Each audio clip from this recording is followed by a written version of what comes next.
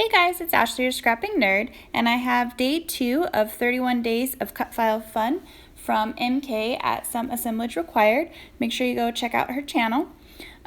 Today is a fun layout. I have these Paper Studio dinosaurs. They didn't have a name. This is the cut file here. My photo, and then all of these dino papers came from a paper pad for sure. They're only one-sided, and I can see at the top where I pulled them apart. I'm not sure what the paper pad was, but I've had these forever, and it's really cute. They're sparkly, like a mild sparkly.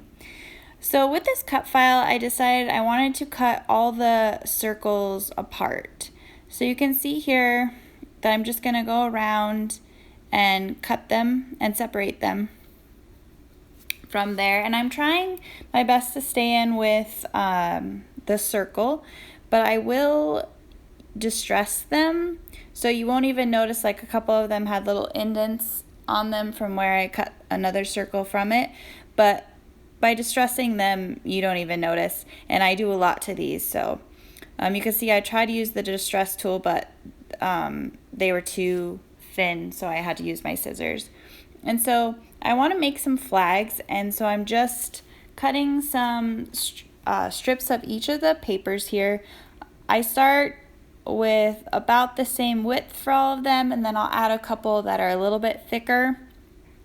But I didn't want to do too much variation in the size for the flags because I didn't want it to be overpowering. I didn't want so many of the same pattern on the page. So I'm just trying to lay them out here. I didn't want like two that had the same color background next to each other. And I did start out with this green paper from the paper pad as the background, but I will change that because I felt like it just blended in too much and didn't really separate the colors enough for me.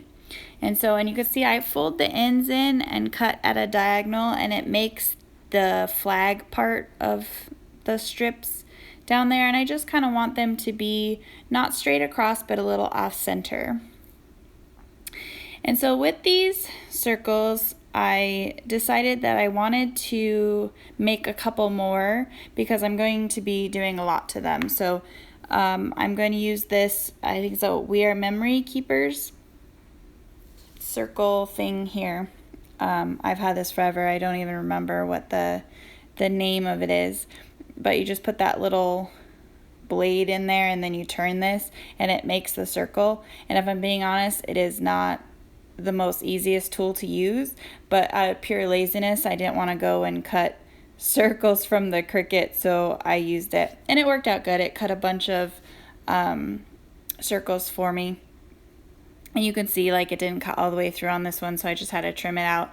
But I'll distress around the edges the same as I did with the ones from the cut file.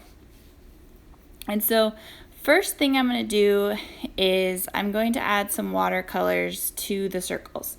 Now this isn't going to be the last thing that I do to the circles. I will be putting some distress embossing powder on them, but I wanted different colors to kind of be peeking through the embossing powder. So I'm going to use the different greens of the watercolors and paint the cut file. That way none of the white really shows in the end. And so here you can see all the different colors that I use for each of the circles. And so once those dry, here's where I'm going to use the distressing embossing powder on them. And so the leaves I do a green color, and then the outer rings are just going to be a brown color. And I think the thing that I love about the distress embossing powders is it's very thick. It adds a lot of texture. And so, but it can get thin. I did put a couple coats on some of them, but I did like that the different colors were kind of showing through. And so now back to the layout part. I'm still trying to work with that green paper in the back, and then because I've distressed my circles, I'm going to distress all of these flags here. But this is where I changed it to this wood grain paper that I had in my stash, and I think that just works so much better, and when you see the rest of the layout, it definitely helps with contrast there. And so this is a picture of my best friend and her sons, and it was her younger son's 5th birthday, and it was Jurassic Park themed. So we have all our Jurassic Park shirts on, hence why this is a dinosaur themed layout. And I tried to use a bunch of these dinosaurs. I thought it might be cute for them going across the bottom, but that doesn't stay. And then this rarsum, that's so hard to say, in this little egg, and then I put a dinosaur kind of coming out of the egg. And so these are the two dinosaurs that I will use there. And so I'm going to get them kind of all glued down at the different lengths and adjust it to where, you know, it has some interest being all the different heights or lengths of those flags. And I distressed the edges, but I'm going to kind of bend them up. Really the top parts are underneath my kind of photo cluster that you'll see, but the bottoms I wanted them to stick up a little bit as well. So I'm getting those kind of all bent up and everything, and then I'm going to trim off all the excess pieces of the flags there. And I will get to working on the photo. I thought about putting the photo just on the flags, but I didn't like how there wasn't enough contrast, and even with my cut file and everything, there just wasn't enough contrast on top of those different pattern papers. So I found this kind of cream colored paper in my stash and cut it down, and I couldn't decide if I wanted it all the way to the top or kind of having the flag show at the bottom and the top, which is what I'll do in the end here. But of course I have to work on the distressing of that part as well. And so you'll see here's kind of the idea. I'm pulling in all of my rustic circles now with their distress embossing powder and everything on it, and putting that dinosaur in the egg. And then I wanted to put all of these circles kind of around the dinosaur here, and I wanted the ones that had like the leaves in them to be evened out, and then all of my just kind of plain white ones, some that were left from the cut file, and then some that were the ones that I cut out kind of all around. And so that's the look that I'm going for there, and I really like how it turned out. And then I decided, you know, I'm probably going to need to add some more leaves everywhere, and so I had these kind of brown leaves that I used one of my die cuts for, and you can see that kind of clear bin on the right there. I just have all the extra stuff that's left over from other projects, and these broader leaves are a Tim Holtz die, Sizzix die, and then the other leaves are a Sizzix die, and they were just kind of left over in my bin. So I wanted to put those all around the dinosaur. I really liked the idea that over here is very kind of floral, leafy, in the jungle type. And I really had the plan to not photo map my photo. Like I just seem to not be able to not have a photo mat on my photo. I don't know what it is. I start out thinking that, oh, it'll look good, but in the end I will always map my photo. It's so strange. But so here it is back on the layout, and I really liked the idea of it having the flags on the top and on the bottom, or the flag patterns on the top and the bottom.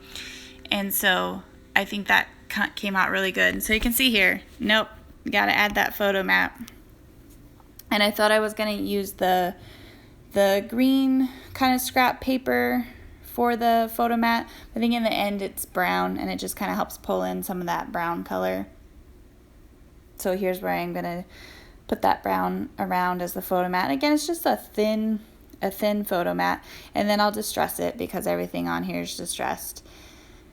But I think that just helps just make that picture kind of pop up off the background there. And here I'm still trying to see if I can use one of those other dinosaurs. That pack's really cute. It has some cute dinosaurs in there. But I ended up just adding this pterodactyl to the page there. And just folding up the edges of the photo mat where I distressed it and getting it back on the layout. I really like how that looks, and it just kind of separates it from those background.